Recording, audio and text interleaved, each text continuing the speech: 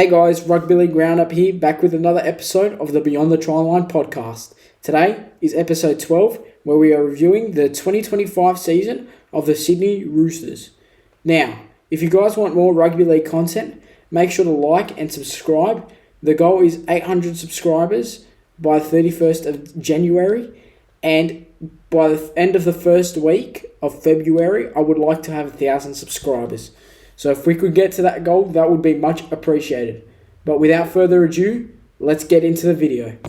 As we always do, we compare the 2024 season to the 2025 season. Now, Roosters' 2024 season was great, finishing in third position with 16 wins and 8 losses. They were one of the most dangerous attacking sides in the comp in 2024, finishing with a total of 738 points scored, while their defence held solid as well, only conceding 463 points. So 2024 was solid. Now, let's review the 2025 stats for the Sydney Roosters. 2025, a pretty good year for the Roosters in my opinion, because a lot of fans and journalists and etc. all thought that this team wasn't even going to make the top 8, but they managed to do so with losing the likes of Joseph Manu, Jared Warrior-Hargreaves, Joseph Suaalii, Luke Keary, and that's just some of the players I could name. There's probably more on that list that they lost in 2024 moving into 2025, and they still managed to make the top 8. Just looking at the 2025 stats, they did fall down 5 positions on the table, finishing in 8th in 2025. They also managed to score 653 points, which was 85 points less than the year before, and they conceded 521 points, which was 58 more than 2024. In terms of, their wins, they had 13 this year, and they had 11 losses as well. So those numbers, the wins numbers was decreased by 3, where their losses, obviously, they had 3 more than they did the year before. Now that we've compared those stats from 2024 and 2025, it's time to go through the attack and defence stats for the Sydney Roosters 2025 season. While some of their attacking stats were impressive, they finished with 26.5 points per game, finishing in 5th, 5.1 line breaks per game, which finished in 6th, and 10.2 offloads per game, which was really strong, but more often than not was a bit of a risk to take, considering the errors, which I will go through in a second. And the most outstanding stat of all has to be the tackle breaks. 36.6 tackle breaks in the NRL per game, which finished in 2nd position for the whole year. With those amount of tackle breaks, obviously points are going to be easier to find. And it clearly was for the Sydney Roosters in 2025. The attacking stats was clear as day though, because they finished 16th for run meters per game, which was 1,609 running meters per game. They finished with the second most errors in the competition, with 13.2 errors per game, and they completed 74.7% with their completion rate, which ranked in 16th position for the 2025 season. If Roosters can tighten these up, cut the errors out of their game, and not take as much risk with the offloads, they could be dangerous and they could go all the way. They just need to cut those stupid errors out of their game, and definitely 2026 could be the year of the Rooster. After just reviewing the attacking stats for the Sydney Roosters 2025 season, we see the defence and discipline stats. Here we have the points conceded per game, which with 21.7, the Roosters finished in 7th for points conceded per game. Missed tackles per game was probably one of their better stats with 26.9, which finished in 16th. So in terms of that stat, 16th is good because that's the second least in the competition. Penalties conceded 5.4, they definitely could improve in that area. They finished 8th, so they had the 8th most penalties in the competition. Or no, they had the 9th most penalties in the competition, actually. So that's definitely something that can be improved on. And they finished with 6 sin bins for the year. So there's some good stats here, but some that in 2026 will definitely need fixing. Okay, guys, now that's it for the stats. It's time to move into our player reviews. If you don't know how this works, player reviews are determined on players that have played 10 games or more. And if I think, in my opinion, they deserve a pass for how well they did in the season, they will get a pass. If they did bad in the season, and I think they did bad, they will get a fail. So that's just clearing it up. I hope you guys understand how I judge. Now, into the player reviews. The first player from the Sydney Roosters that we review is James Tedesco, the Sydney Roosters captain, the Daily M winner for the Player of the Year in 2025. Obviously, it's a pass mark, but not just for his tries and his try assists. He played 25 games, so he played every single game Roosters had this year. 11 tries, 27 try assists. But the thing that stood out to me in what was a year the Roosters weren't meant to even make the 8 was the fact that his leadership showed throughout every game. He put his body on the line constantly, and I think fans just start to notice how good of a captain he is and why, in my opinion, he's definitely my captain of the year. So, yeah, for James Tedesco, easy pass. He's so influential to that side, and he's going to have an even bigger 2026, in my opinion.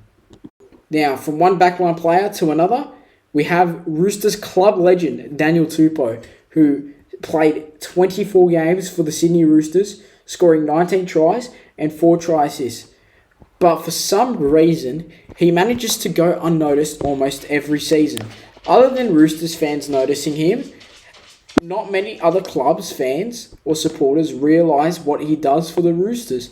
The metres he gains. He averages 159 run metres per game. He tackles at 80% efficiency. He's probably one of the better defensive wingers in the competition. In my opinion, he could be top 5 if he was talked about, but no one talks about him, and I don't know why. He can score tries, he'll leap in the air. He's a freak of nature, but after all these years, he still doesn't get talked about. But for me, definitely a pass mark for Daniel Tupou and his 2025 season. Third player we review is Marky Mark, otherwise known as Mark Nawakanita Wase. But it is easier to call him Marky Mark because that is a long name, the long last name. But the rugby union convert who had originally played rugby league when he was younger, 23 games for the Roosters this year. In his first full season of first grade, I would say is so unreal.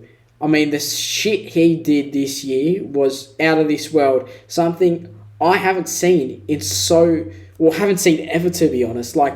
He's just different. He does so many things that even players from the 80s, 90s, 1000s, when they commentate some of his tries, they're in shock. That try against the Bulldogs, ridiculous. Some of his tries where he's jumping in the air and catching those balls, he shouldn't be catching them, but he does. And he is a great player, and unfortunately he's going back to Union, but it's easy for me to give him a pass. He also defended at 90% tackle efficiency and averaged 138 run meters per game. For me, Marky Mark gets a pass for 2025. After JWH left, it was very up in the air who was to fill the shoes of Jared Warrior-Hargreaves. But never mind, because Nafahu White's in the building, and he was absolutely amazing in 2025. He really stood up for the Roosters. He became a pack leader, in my opinion. He averaged 148 run meters per game, 95% tackle efficiency. But not only that, his presence on the field. Other NRL teams were I think, would be scared to come up against him. he's a real enforcer, and he's threatening every time he runs the ball. He's great leg speed, and he does a lot of things very well. For Roosters, they found a gem in Nafahu White, and they got to hang on to him as long as he can because he's like JWH 2.0. I think he's a bit calmer, but definitely he's going to be a gun. So for 2025, Nafahu White, pass mark. He definitely filled the role of JWH in 2025. In his rookie year, Robert Toya. I mean, what a player. Robbie T. I mean, he is so immense for the Roosters. In his rookie year, scoring 7 tries and getting 6 try assists. But not only that, playing Origin for Queensland, winning the series. I mean, he was awesome in Origin as well. Defensively is probably one of the better centres in the NRL, tackling at 93% efficiency. In his first year, defensively, top 5. So, I mean, for me, it's quite easy to give Robert Toya a pass, and I think he's going to be one of the best centres in the game for the next at least 5 to 10 years, and hopefully it stays that way. From one rookie in his first full season to another rookie in his first full season. Blake Steep. Blake Steep, I think, is a solid player, man. He's really solid. 22 games, so pretty consistent first grade-wise this year. In 2025, sorry. He averaged 66 run meters and usually came off the bench and had limited minutes. But he defended well, missed barely any tackles, and had 96.5% tackle efficiency. For me, Blake Steep is going to get a pass for 2025. Now, Connor Watson. For me, I've always rated Connor Watson. But in my opinion, I think he's so much better off the bench than when he is starting. I think it's just the impact he has off the bench. He's fast. He likes to run the ball a little bit more. And he scored 5 tries. He got 5 try assists. And defensively, he's always pretty solid. He never really misses any tackles, with only about 25 missed tackles in 2025. And he finished with 95.5% tackle efficiency. So, for me, I'm going to give Connor Watson a pass in the 2025 season. Moving on from one Origin representative to another, and that is Angus Crichton. I mean, no season's obviously going to be as good as his 2024 season, but he's still such an amazing player to watch, and I still think he had a good season in 2025 with 120 run meters per game and a 95% tackle efficiency. He's been playing so awesome in these last 2 years, and it's so good to see, especially with the struggles he's had in previous years before that. So for me, definitely a pass mark for Angus Crichton in 2025. Next, Siwa Wong. I mean, for me, definitely his best year so far, but there's so much more to come from Siwa. I think he's got a lot of potential, and it's just slowly being unlocked. I mean, 94% tackle efficiency, so defensively he's pretty solid. He also scored 3 tries as well as 86 run meters per game and 2 try assists. For me, really solid season for Siwa Wong, and I'm going to give him a pass mark. Now, with the halfback, Hugo Savala. At the start of the 2025 season, I honestly could not tell you who Hugo Savala was. For me, the halves partnership was going to consist of Chad Townsend, Sanders Smith, and Sam Walker when he came back from injury. But no, Hugo Savala strived and pushed himself into the Roosters side. Only starting off the bench, but slowly working his way into his best position, which I think is halfback. For me, Hugo Savala had a great year statistically as well, with 4 tries and 13 try assists, showcasing his creative ability, and he can run the ball when he wants to. But the best thing about Hugo is his long kicking game. He can kick very far, and his distance on every kick is super consistent. So for me, it's pretty easy to give Hugo Savala a pass mark, and even his defense was at I think 88%. So very solid year for Hugo, and easy pass mark for me. On to fan favourite, Victor Radley. I mean, it's hard not to love Victor Radley. unless you're a South supporter, obviously there's a bit of difference with that and the rivalry there. But Victor Radley is such a good player to watch. When he doesn't get concussed, he's so fun and he tackles well. He just had to fix his technique, and I think it happened less this year. It still happened. There was obviously the game against the Broncos, but 93% tackle efficiency, and he scored 4 tries and averaged probably, I think it was 70 to 80 metres. So it wasn't too bad of a year for Victor Radley, but definitely a pass mark for me, and hopefully a better 2026. Back fence Spence. I love back fence Spence, and Spencer Leniu, when he runs off the back there, it is the best thing in the world. He fires up the crowd, he fires up himself, and it's awesome to see. It's hard to get players like that now, whereas they probably used to come a lot more back when footy was a bit more fierce. And that's what we need to see more of. And if we could see it almost every round, it's always a pleasure to watch. But not only that, his defence is really solid, and people don't talk about it enough. So for me, yeah, super easy to give Spendog Leniu a pass for the 2025 season. Another rookie to review now, Salesi Foketi with 19 games. He had a 95% tackle efficiency and an average of 70 run meters per game. For me, I'm going to give him a pass, and he took every chance he got, and I thought he was solid all year round. Smith.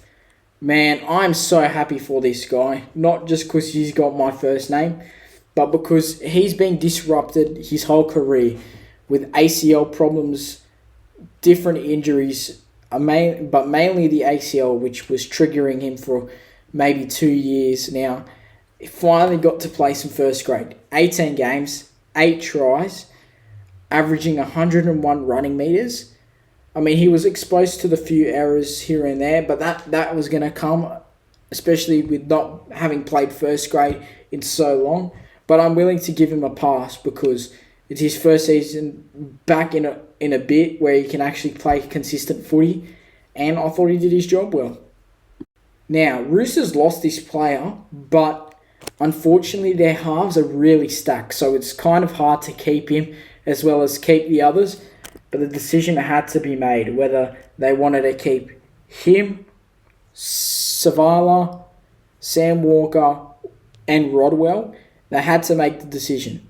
But for me, Sandon Smith, I mean, I really rate him. I rate when he runs the ball. That's when he's most dangerous. It's proven. He's got 5 tries off the back of running the ball, like the game against the Rabbitohs at the start of the 2025 season and the Dragons in Anzac round, where I think he won the medal for player of the match. So he's a great player to watch, and I think Knights have got a really good player in Sandon Smith. He also averages 80 run meters per game, so it's proven. When he runs the ball, he's dangerous. Pass mark for Sandon Smith. Egan Butcher. Egan Butcher did his job when he played. I thought he was really solid. I think he played about 16 to 17 games in 2025. I think he had a couple of injuries the years before in the years previous. So more consistent first grade this year, and I think he took his chances well and played really good first grade. So for me, I'm going to give Egan Butcher a pass mark. Turning our attention to Zach Docker-Clay now, who played 17 games, 1 try and 5 try assists. I like Zach Docker-Clay. I mean, he really just did his role decently, in my opinion. Nothing special, but nothing that was bad or detrimental to the Roosters by any means. So for me, I'm going to give Zach Docker-Clay a pass, and I think he's a decent footballer, but more of just a fill-in option for now. But with Roosters getting Reece Robson and the future of the next player we talk about in Benaya Ionelu, it's going to be hard for him to crack the first grade side. But for 2025, Zach Docker-Clay gets the pass. As I just spoke about, we reviewed Zach Docker-Clay, but the future in his position is Benaya Ionelu.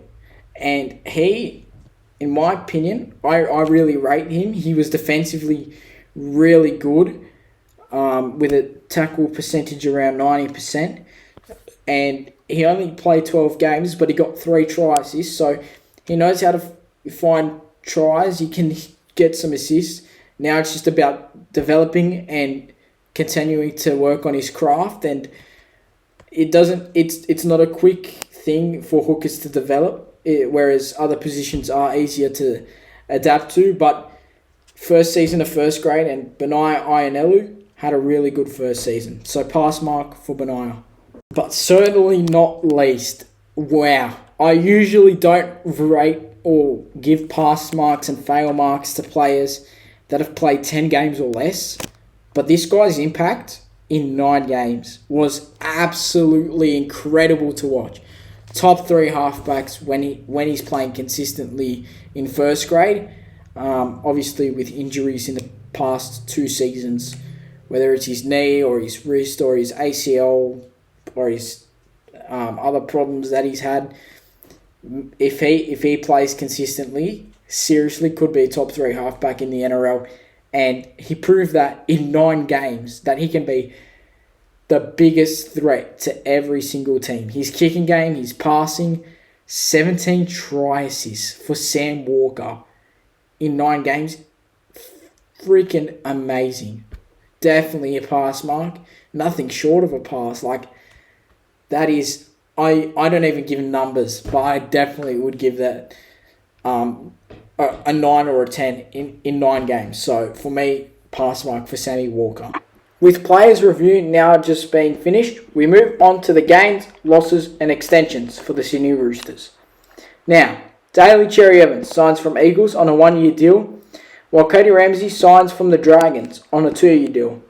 Reece Robson signs until the end of 2029 from North Queensland Cowboys, and Tommy Talau signs from Eagles on a 1-year deal as well. Now, the losses here is Zach Docker going to Manly, Ethan King going to the Cowboys, Ethan Roberts going to the Tigers, Sandon Smith going to Newcastle, and Chad Townsend retiring. Dominic Young and Brandon Smith both left a little earlier in the 2025 season. Now, for the extensions, Rex Bassingthwaite till 2028, a player that Roosters have big raps on, as well as Toby Rodwell until 2028. Blake Steep also re-signs until 2028. James Tedesco signs until 2027. And Robbie T, also known as Robert Toya, until the end of 2029. To finish off, we go through our final awards for the 2025 season and the Roosters. Now, for me, the best win of the year, I think I'm going to have to give it to the round 2 victory against the Panthers, 38-32. While the scoreline was huge and it was very close, it's the impact of that win and what that win meant to the Roosters at that point in time where, Panthers, obviously, four comps in a row, it's unreal. So to beat a team like that with the amount of players Roosters had lost and what that meant for the club in terms of the year they had. So for me, that's their best win. But the worst loss came in round 4, 2 weeks later when they lost to the Titans, 30-12. Now, moving on to their best player, I'm going to have to go with James Tedesco.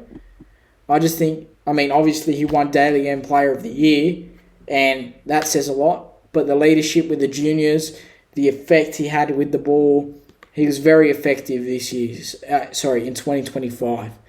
Rookie of the Year, I'm going to have to go with Marky Mark. I'm not excluding the rugby union, but I'm basing it off rugby league.